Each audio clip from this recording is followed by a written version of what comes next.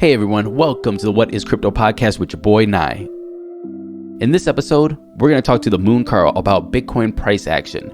Well, if you've been watching Bitcoin price, there's been a lot of action lately, and I don't honestly know what Bitcoin price action means, but the Moon Carl is going to tell us all about it.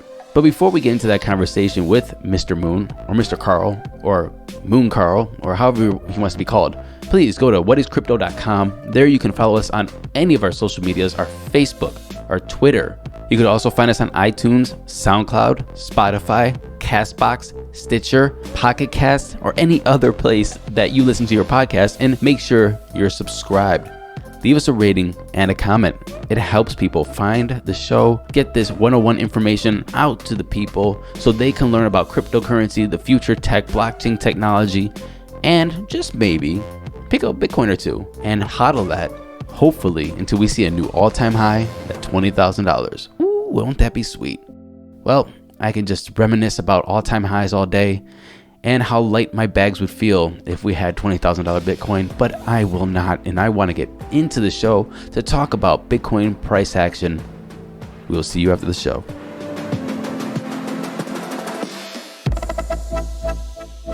What is your name and your full title? Carl Eric Martin, and I am the owner of The Moon, or more specifically, the YouTube channel The Moon. I'm very excited to be here and be on the podcast. We've seen Bitcoin at 1 cent, at 10 cents, at $1, at $1,000, at $10,000. Why does the Bitcoin price change? Like the first thing that I just need to point out, because we cannot have this discussion without everyone knowing that the limited supply of 21 million is something that cannot be changed.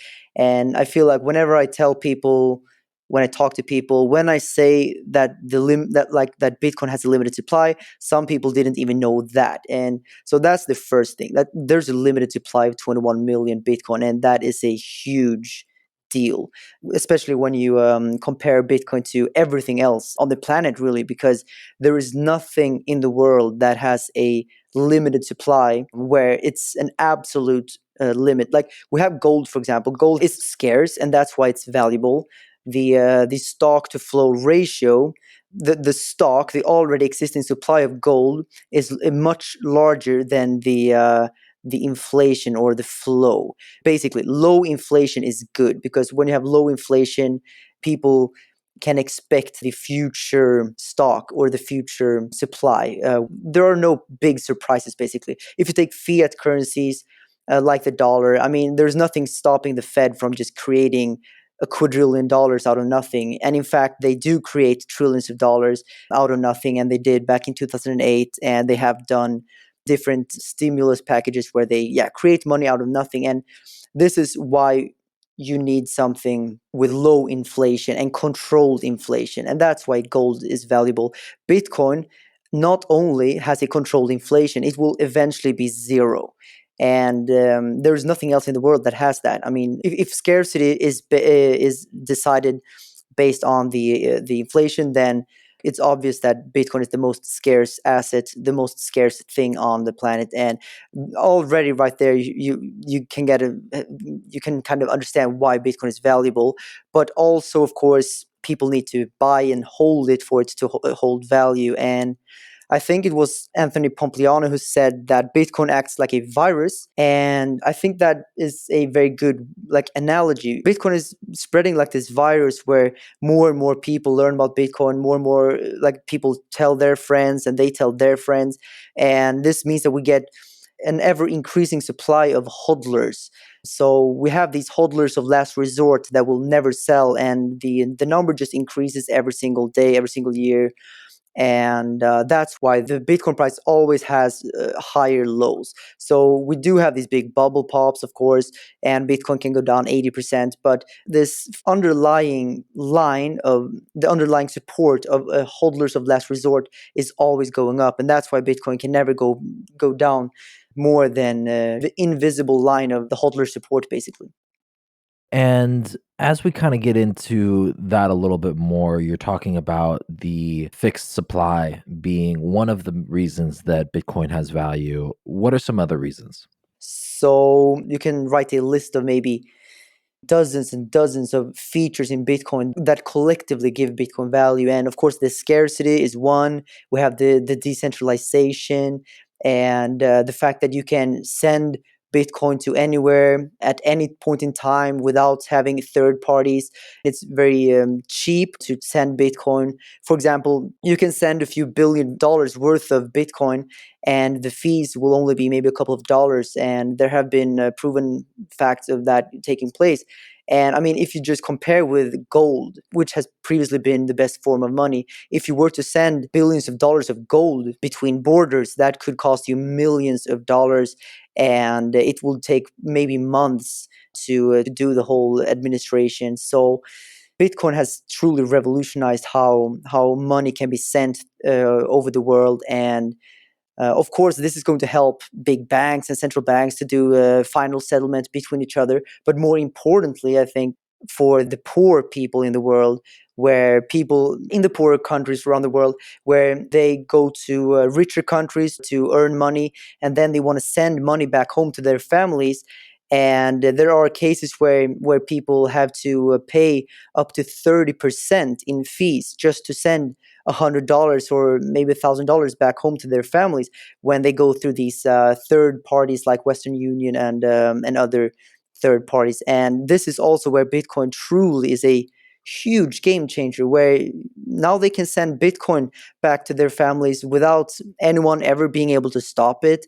No one ever knows about it. Like there's no bank days. You don't have to wait until Monday to send it. And I mean, it's a true game changer because in Sweden, for example, people don't really need Bitcoin in this exact moment because people trust the banking system and it kind of works on a day-to-day basis. If you want to go and buy a cup of coffee, you can use the Swedish krona. People are just too dependent on the banking system here and they don't really see the value of Bitcoin yet. But so yeah, it's the poorer communities around the world. That's where Bitcoin right now is actually making a huge change already. But I think that in the future, when we see high inflation, even in countries like Sweden and the US, then Bitcoin will be fully adopted globally around the world. So yeah, it starts in the poorer communities, maybe, like, and I'm talking about the real adoption, not like speculation, because of course people in the US and Sweden, we buy Bitcoin, but it's mainly for speculation. We buy because we think that the Bitcoin price is going to go up in value. People in these countries like Venezuela, for example, they buy Bitcoin because they have to buy Bitcoin. They have basically no other choice because the inflation is just so ridiculously high. That kind of leads me into the next topic of the conversation here. We're talking a lot about the positives of what Bitcoin has here, but some of the negatives that kind of keep people afraid of investing in Bitcoin is there's a few of them, but for example, the major one is the fact that the price fluctuates so heavily. It's such a volatile asset that, as we've seen, it can be $20,000 at the beginning of one year and all the way down to $3,000 at the end of the same year. What do you have to say about the volatility of this? Why does this price have so much fluctuation to it? I think that the volatility is something that is inevitable because when you have an asset like Bitcoin that was just created 10 years ago, that's very young compared to many other assets. And just look at gold. We have had gold for thousands of years, and we've used it as money for thousands of years. So this price discovery thing that is going on right now, it is going to take place. It's inevitable, and I think that the volatility is something that is just very natural and expected because no one knows what one Bitcoin should be worth. That's why we see the volatility, because I mean, nothing can go from zero to, let's say, $1 million overnight because no one would accept that price. That's like, this is the difference between Bitcoin and maybe, let's say, the dollar. The dollar has value because the central bank and the government says it has value. Bitcoin, no one says that it has value. Bitcoin has value because the free market has decided that it should have value. And that's why it's very volatile, because it is the free market right now trying to figure out what one Bitcoin should be worth. Of course, we always have one market value from day to day, but the question is, what will one Bitcoin be worth when it's fully adopted and when Bitcoin no longer has the volatility? And So far, the liquidity in Bitcoin, or the money that is stored in Bitcoin, is very low compared to gold, for example. Gold has a like an $8 trillion market cap. So looking at Bitcoin, that has just a fraction of that still, it is natural that Bitcoin is much more volatile. And I can use an analogy with like rocks. If you have a small stone and a big stone, of course it's much harder to move the big stone because it's heavier, just like gold. And compare that to Bitcoin, which is the small rock in this scenario. And of course, everything that is big was once small. And saying that Bitcoin cannot succeed because of its volatility is like saying that something that is small can never be big. And that makes no sense at all, right? Everything has to be small and go through all of the stages and grow in order to become big. And Bitcoin is doing that fine. I mean, Bitcoin has been going up in value for 10 years straight right now. And I think that this is going to go on for a very long time. And I have a lot of cool numbers of like millions of dollars per Bitcoin that I believe is possible. And I think that at least the gold market cap of $8 trillion or something like that, when Bitcoin reaches those numbers, which would be approximately like $300,000-$400,000 per Bitcoin, I believe that Bitcoin will have the volatility approximately that of gold, which is significantly lower than Bitcoin. And but yeah, it will still be volatile. Like, but eventually, in a few years, if Bitcoin can have an even higher market cap, then the volatility will go down. So the volatility will basically go down as the market cap goes up. This question is sponsored by BMag magazine. BMag, they write stories to inform, influence, and inspire the global blockchain and cryptocurrency community. The answer to the question, how do you use crypto in your daily life, was responded to via email by Carl Martin, the interviewee. He says, actually, I don't really use crypto in my daily life, as crypto is intended to be used. For example, I'm not using Bitcoin as my money, and I'm not using Ethereum for my decentralized apps. Now it happens every now and again that I use Bitcoin for some payments, but it's honestly pretty rare. However, I don't think that it's a bad thing because adaptation will take a very, very long time. For example, if you were using email back in the early 90s, you probably didn't use it on a daily basis because not enough people were connected. Today though, almost all people use email on their daily basis because most people are connected to it. So it all comes down to the network effect. We can't expect much from Bitcoin as a form of money until we get Bitcoin in the hands of most people around the world, and that will take lots of time. In the future, maybe in 2040, when the world economy is coming from the deepest financial crisis in modern time, I hope we use Bitcoin as the world reserve currency and for daily expenses. However, probably through some second layer solution. And now, back to Mrmichaelnye interviewing the moon, Mr. Carl Martin. And you talked a little bit about valuing Bitcoin at a specific number, and that we're really trying to figure out what that value is. That's kind of why the volatility is to such a high degree. And I 100% agree with you on that. I think that the market's trying to figure it out right now.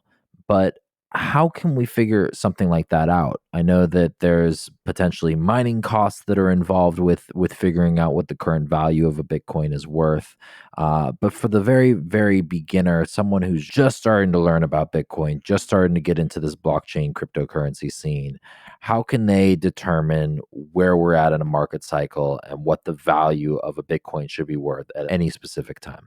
So I guess that is a tough question to answer. I would probably say that if we take a look at the bigger time frame instead of the smaller time frame, I would say that the value of any money is the value of the current network effect, or the power of the current network effect. So for example, the Swedish krona is only valuable to Swedes because, of course, you can only use it in Sweden. As long as you take the Swedish krona out of Sweden, it becomes much tougher to use it, and those people would gladly sell the Swedish krona to anything that they can use instead of the Swedish krona to buy stuff with. And the same is with the other national currencies. The dollar, however, is more valuable. The market cap is bigger because it's more widely used around the world. It is the world reserve currency currently, so it has a bigger market value. Looking at Bitcoin, I mean, it truly has the potential to become a global currency that people accept globally because it has no nation. There's no politics, no monetary policy, there's no like central authority. So Bitcoin truly has the potential to become a global currency. And this means that the network effect is huge. And that's why I think that Bitcoin definitely can take over the value of the dollar, absolutely, and also maybe potentially all fiat currencies around the world. And I even think that's quite likely. The value of a Bitcoin is based on the power of the network effect. And it's just like social networks. The power and the value of Facebook. I mean, Facebook is only valuable if people use Facebook because it's a social network, and if you don't have your friends there, then there's no need to use Facebook, or there's no you don't want to use Facebook in that case. It's the same with money. If no one uses your money, then why would you use it? You want to use the most widely accepted money available to you that is convenient to use. And so far, that's not Bitcoin. Not in Sweden, not in the US. But I think that in the future, we have a great potential and a great chance of that actually taking place. I mean, I can't say what one Bitcoin should be worth like that, but I do believe that Bitcoin definitely can soar to extreme highs. And just looking at the broad measurement of money in the world, so, taking into consideration both all banknotes and all coins in circulation, and also all savings accounts and all credit, some estimates estimate that all money in the world is worth approximately $100 trillion. And this is all fiat currencies. And a fiat currency basically means that there's no commodity, there's nothing backing it up. And these fiat currencies, they are always inflatable, they are centrally controlled, and fiat currencies, they always go to zero. There have been thousands of fiat currencies around the world throughout history. They have all gone to zero. And the average life expectancy of a fiat currency is like 27 years or something. And if Bitcoin were to dominate the whole fiat currency market, which I think would make sense, it would be just and it would be fair, then one Bitcoin could be worth as much as almost $5 million based on that number, $100 trillion. But actually, I think that might not even be the limit, because right now, because of low interest rates, you can see wealthy individuals, for example, they are using apartments as a store of value, and some people use old vintage cars as a store of value, and paintings, and we see these assets going into big bubbles. And I think that all of these people that buy an apartment, for example, in London or Toronto, where apartment prices are soaring like crazy, all of these people, if they could, they would rather hold this money in cash if they could trust that the cash would not be inflated, because cash is much more liquid. You always, of course, want to have as an asset as liquid as possible. And I mean, apartments, they are not very liquid, right? It takes time to sell. So if there was another store of value that was very, very safe in the sense that it can never be inflated, and you don't have to trust anyone, and you can send it anywhere at any point in time, anywhere, then maybe these people would use Bitcoin instead, right? So I think that not only the global money supply, but even the store of value supply. And in that case, we need to look at real estate, which is like a huge market that's even bigger than the global money.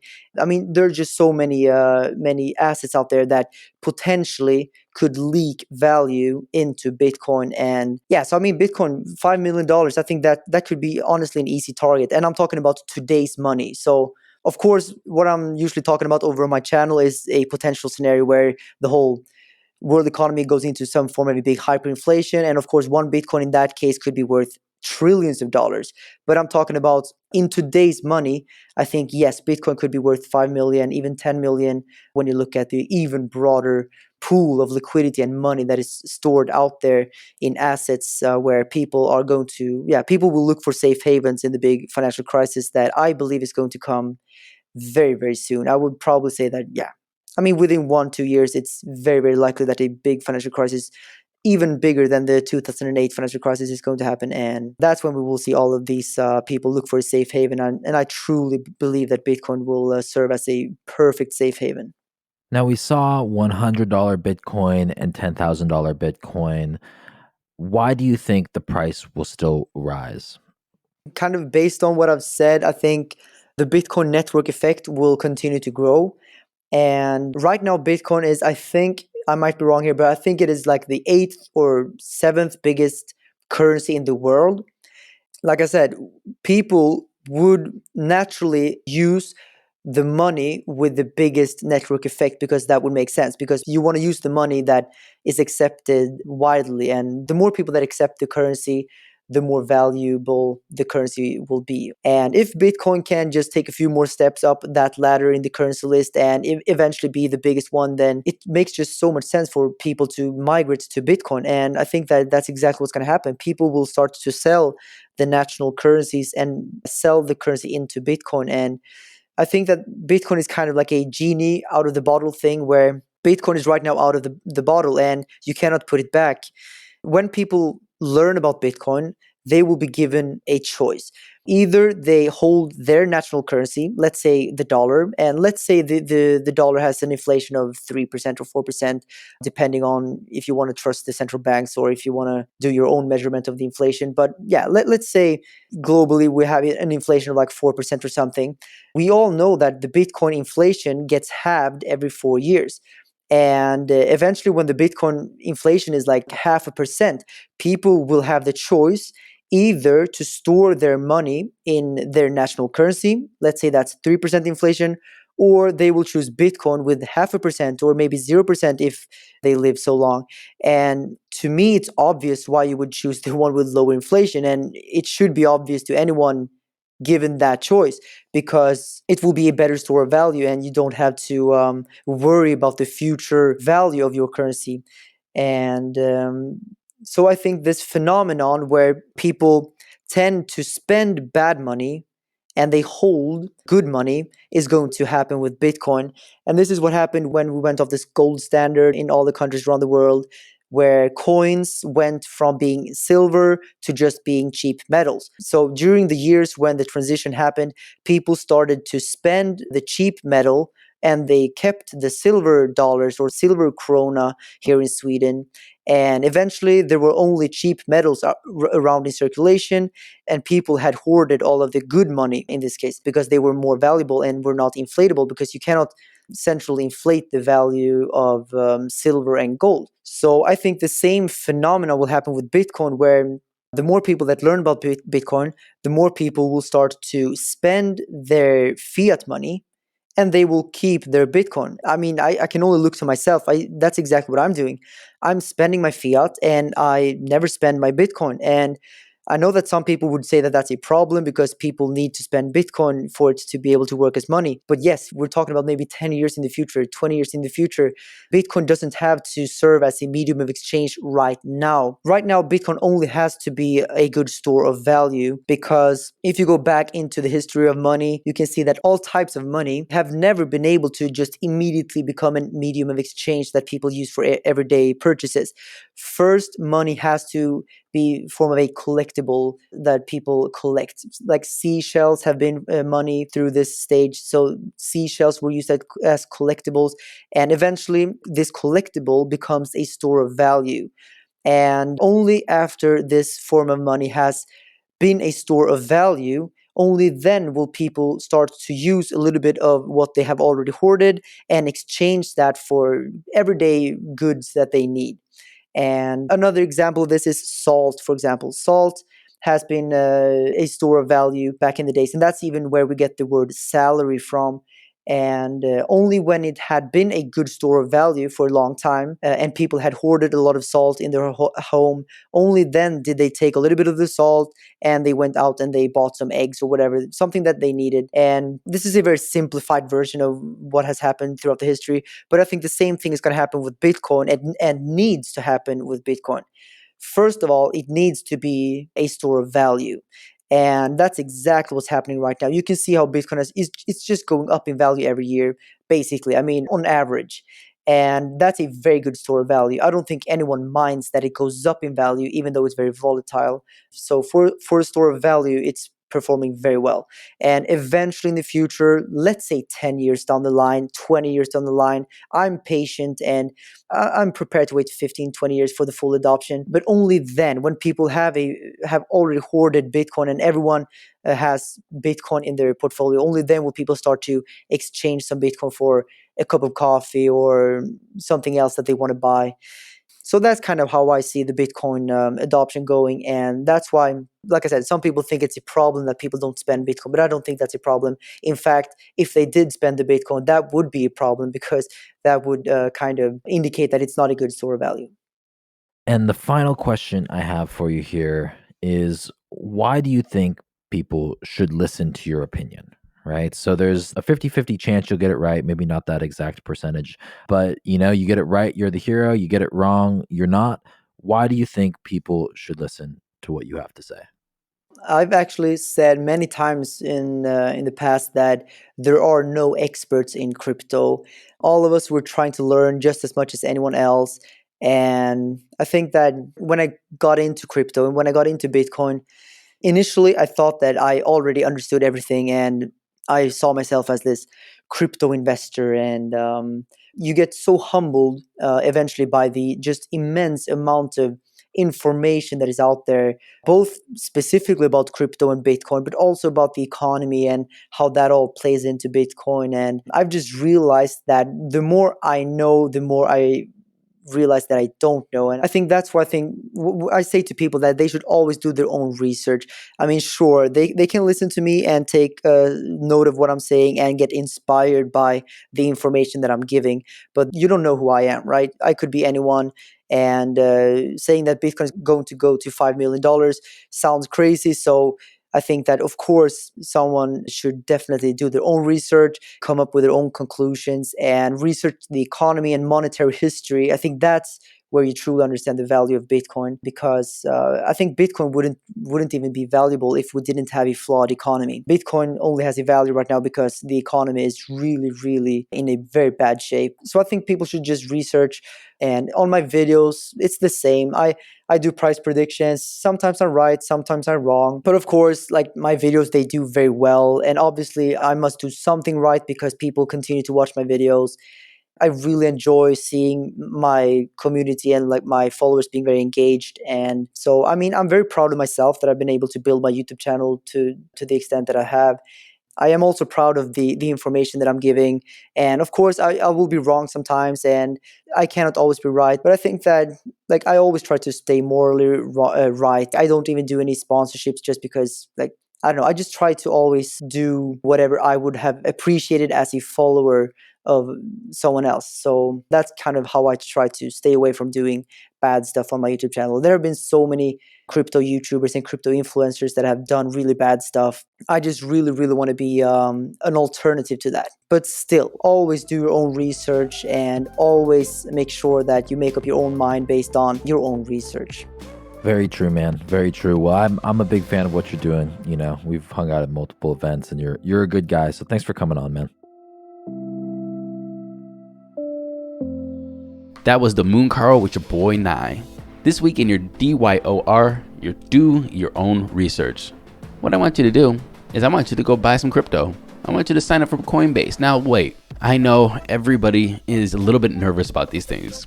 And to be honest with you, there's really no reason to be. Now, Coinbase is regulated like a bank. They're going to ask you for things that you're going to need to invest in. Well, just if you're going to invest in any stocks. If you're going to invest in stocks, you're going to need ID and identification. If you're going to put money into it, you're going to have to connect your bank account or use your credit card or some way to give Coinbase or anywhere else you're going to trade stocks, Robinhood, E-Trade, eToro, your credit card or any kind of information so you can purchase those stocks or Bitcoin. So don't get worried when you go into Coinbase. They're going to ask you to create an account. You're going to create an account, and they're going to ask you to verify your identification. You might have to take a picture of your identification and upload it to get verified. Then you can buy with a credit card, you can buy with your debit card, or you can connect your bank to it and buy directly with your bank account. Now, the reason I want you to buy a little bit of Bitcoin is because, well, why not? You can buy $10. You can buy $20. You can buy $5. Just buy a little bit. And then watch the price. Watch your investment. Just for fun. And you know what? Even if we're not talking about buying Bitcoin, Tesla went from $176 in June to over $500. I don't know what the price is right now at the time we're recording this, but you can download eToro, Robinhood, or other mobile apps so you can purchase stocks. Why not pick up $20? just so you can get investing, just so you can play with it a little bit, just so you can understand how the process works. There's been a lot of memes coming around lately because the Dow has been so high, and it says it does nothing for poor people. It does nothing for the middle class. Well, the middle class has a way to get involved, and it's the apps that I said. Just try it out.